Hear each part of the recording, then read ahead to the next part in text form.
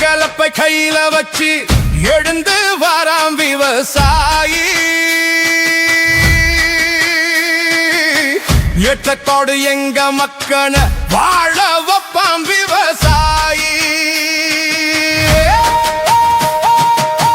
துச்சம் என நினைச்சவங்க முன்னாடி உச்சத்தில ஒசத்தி வைக்க போறானே. மிச்சம் என எஞ்சி நிற்கும் இனத்தையே மெச்சும்படி மேன்மையாக்க வாரானே.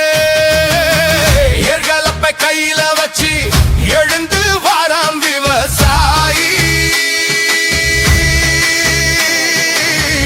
ஏற்றத்தோடு எங்க மக்களை வாழ வைப்பான் விவசாயி.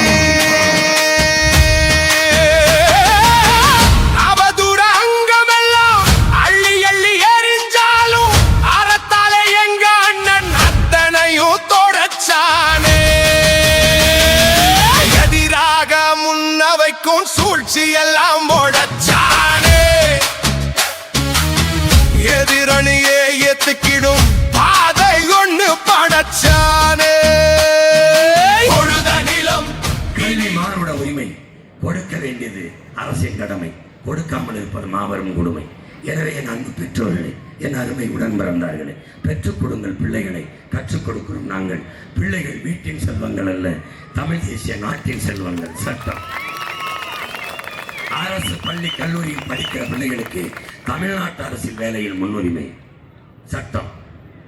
அமைச்சர் மகனா பேரனா பேத்தியா, முதலமைச்சர் மகனா பேரனா பேத்தியா, IAS IPS அதிகாரிகள், அரசு அலுவல் எல்லா MP MLA யாருடைய பிள்ளையாக இருந்தாலும் பேரனாக இருந்தாலும் பேத்தியா இருந்தாலும் அரசு பள்ளி கல்லூரியில் தான் படிக்க வேண்டும். சட்டம்.